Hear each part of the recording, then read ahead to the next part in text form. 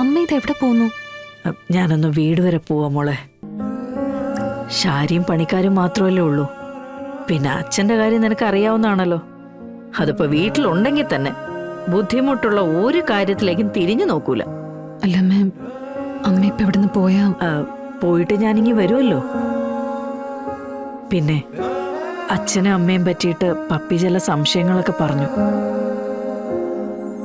ഞാനതൊരു മയത്തി പറഞ്ഞു നിർത്തിയിട്ടുണ്ട്.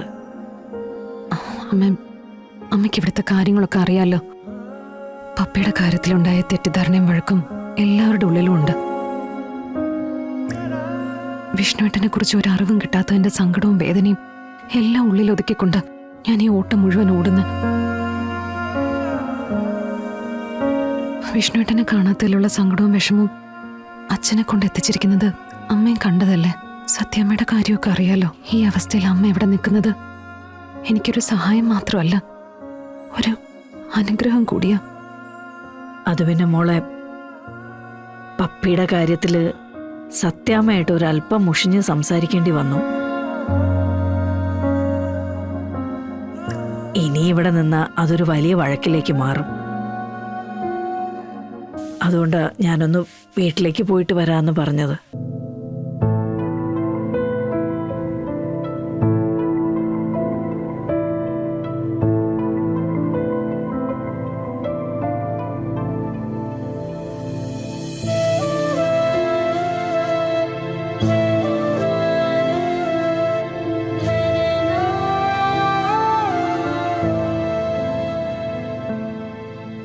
ശാരദാമ്മ ഇപ്പൊ പോണ്ട.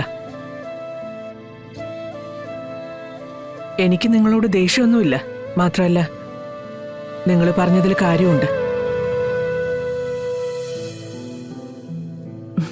ഇപ്പം നമ്മുടെ ആവശ്യം എന്ന് പറയുന്നത് വിഷ്ണുവിനെ കണ്ടെത്തുക എന്നുള്ളതാ. പിന്നെ പപ്പിയുടെ കാര്യം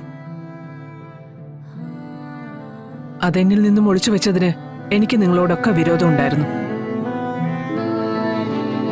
പക്ഷേ ഇപ്പൊ അതില്ല. കാരണം പപ്പി എന്റെ മകന്റെ കുഞ്ഞല്ലേ. അവളെ നിങ്ങൾ നഷ്ടപ്പെടുത്തിയൊന്നുമില്ലല്ലോ. പിന്നെ ഇപ്പൊ എനിക്കറിയേണ്ട ഒരേ ഒരു കാര്യം വിഷ്ണുവിനെ കുറിച്ചാ. നിങ്ങളും കണ്ടതല്ലേ, അവനെ കാണാഞ്ഞു വല്ലാത്തൊരവസ്ഥയിലേക്ക് പോയിക്കൊണ്ടിരിക്കുക രാഘവേട്ടൻ. രാഘവേട്ടൻ ചോദിക്കുന്ന ചോദ്യങ്ങൾക്ക് മറുപടി കൊടുക്കാൻ പറ്റുന്നില്ല. അതിന് എന്തെങ്കിലും ഒരു വഴി ഉടനെ കാണണം. അതിനൊക്കെ ശാരദാമ്മ ഇവിടെ നിന്നേ പറ്റൂ. സത്യാമ്മേ, ഞാൻ വരാം. ഞാനൊന്ന് ഇപ്പൊ വീട് വരെ പോയിട്ട് വരട്ടെ. എൻ്റെ ഒരു കൈ ചെന്നില്ലെങ്കിൽ കടയിലെ കാര്യങ്ങളൊക്കെ അവതാളത്തിലാവും. ഞാൻ പറയാനുള്ളത് പറഞ്ഞു. ഇനിയെല്ലാം ശാരദാമ്മയുടെ ഇഷ്ടം.